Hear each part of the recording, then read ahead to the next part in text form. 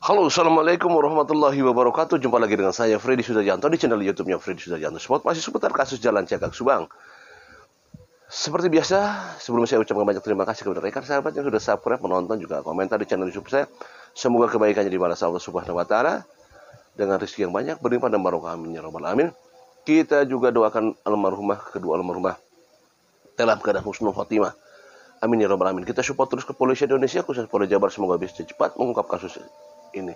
Baik, apapun motif daripada kasus Subang ini, apakah itu motif balas dendam, apakah itu motif sakit hati, apakah itu motif asmara, apakah itu motif keuangan, atau balas dendam dan sebagainya, apapun motifnya, kalau misalkan tidak ada hal-hal yang bisa membuat ke arah tersangka, ya, ke arah tersangka, maka ini akan susah untuk bisa dibuktikan kasus ini.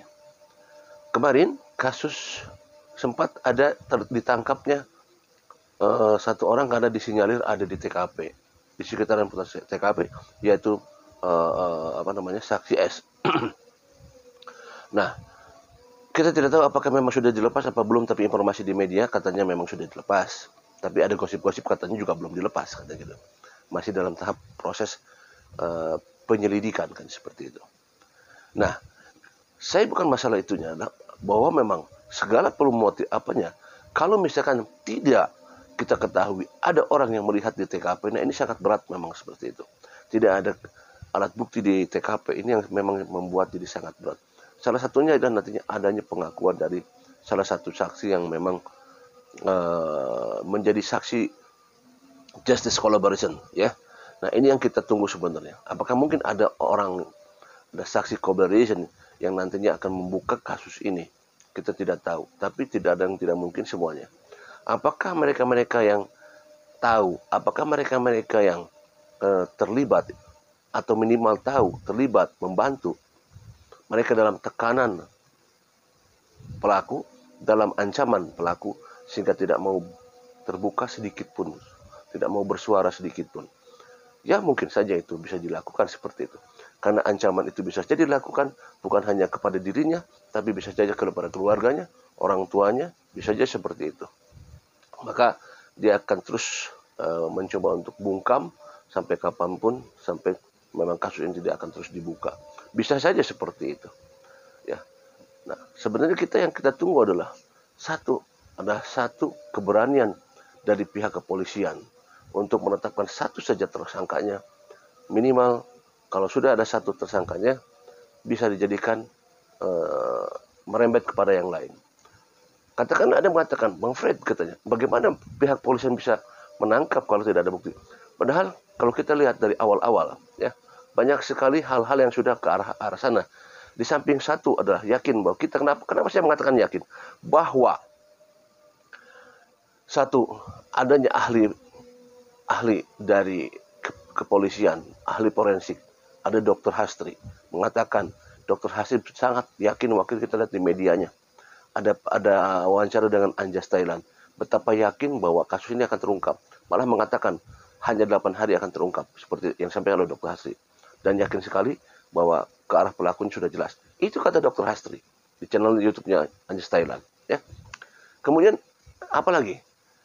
Adanya saksi-saksi yang masuk ke dalam TKP. Padahal sudah jelas serta merta bahwa dikatakan, ada yang mengatakan bahwa jadikanlah tersangka seperti itu, ya. Kemudian ada juga kesaksian atau pernyataan dari Kapolda dari Kapolda Jabar, Bapak Irjen Pol Suntana, mengatakan bahwa ke arah tersangka sudah disaku ke arah tersangka. Itu dari Kapolda Jabar loh. Artinya apa? Bahwa kita keyakinan, kenapa pihak Polda Jabar tidak langsung menangkap tersangkanya, ya? Kalau memang sudah ada, kami itu Mas mengatakan juga sama, ya, sudah sama seperti hal yang disampaikan oleh Bapak Kapolda Jabar. Artinya apa? Kita harus punya keyakinan bahwa sebenarnya yang kita tunggu adalah keberanian dari pihak kepolisian menangkap satu saja untuk dijadikan tersangka. Kenapa tidak bisa? Ya, ini janji loh, janji Kapolda Jabar mengatakan demikian. Ada kado menjelang bulan Ramadan, ke arah nama-nama tersangka sudah ada di saku pihak kepolisian. Kita butuh action di sini, ya. Karena di sini adalah marwah kepolisian khusus Polda Jabar akan ditentukan di sini. Apakah bisa mengungkap kasus ini apa tidak? Jangan mengatakan bahwa katanya ada mengatakan, wah Bang Fred ini di kasus Subang ini katanya ada keterlibatan oknum. Ya, jangan takut sama oknum harusnya pihak kepolisian. Seperti memang kasus Brigadir J adalah ini sebagai gambaran buat kita. Inilah kepolisian Indonesia seperti itu, ya. Apakah di kasus Subang ini juga ada hal-hal yang penuh dengan skenario, ada hal-hal yang penuh dengan dicoba dibuat skenario? Ya, kita tidak tahu. Mungkin saja bisa saja terjadi seperti itu. Seperti kasus Brigadir J, mulai ada skenario-nya juga, kita lihat ya. Tetapi apakah kasus Subang ini ada skenario? Ya, kita tidak tahu. Hanya pihak kepolisian yang tahu. Tetapi bahwa apa yang disampaikan oleh pihak kepolisian, bahwa ke arah nama-nama tersangka sudah ada di pihak kepolisian. Ayo tetapkan. Dari pihak kepolisian. Kita tunggu ini semua dari pihak kepolisian, ya. Yakinkan, berharap, ya, dengan adanya beberapa saksi yang coba berspeak up, coba itu sebagai tanda untuk bisa terus ke arah terungkapnya kasus ini. Walaupun ada saksi-saksi yang diam-diam saja, ya. Padahal kita berharap saksi-saksi yang diam-diam ini berbicara lah pada media, ungkapkan mereka apakah mereka tahu apa tidak. Karena begini, gambaran masyarakat sampai sekarang sudah hampir di atas 70% itu sudah menebak siapa-siapanya gitu, ya. Masyarakat netizen ini hampir 1 tahun kan mengawal terus. Mereka sudah bisa menebak, oh si ini orangnya, oh si ini pelakunya, si ini yang membantunya, si ini yang memberikan informasi bagaimana cara untuk menghilangkan jejak-jejak. Si ini loh, si ini. Masyarakat sudah kalau saya lihat di komentar itu sudah ke arah sana. Jadi memang tidak bisa gini loh. Kalau sudah mindsetnya masyarakat ke arah sana, susah untuk dihilangkan karena memang banyak kejanggalan-kejanggalan yang dilakukan oleh para saksi yang telah diperiksa.